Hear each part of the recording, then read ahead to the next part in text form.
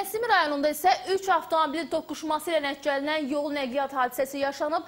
Qəzaya səbəb isə sürücünün yol hərəkəti qaydalarına əməl etmədiyi olub həmişəki kimi. Dünən axşam saatlarında paytaxtın Nəsimi rayonunda yol nəqliyyat hadisəsi qeydə alınıb. Avtoqəza saat 20:30 radələrində Azadlıq prospekti ilə Akademik Həsən Əliyev küçəsinin kəsişməsində baş verib. Hadisə zamanı Kia, Mercedes və BMW markalı avtomobillər toqquşub. Ətrafda olan şahidlərin verdiyi məlumata əsasən qəzanın baş verməsinin səbəb Kia'nın sürücüsünün gözləmə nişanının tələbini pozması olub.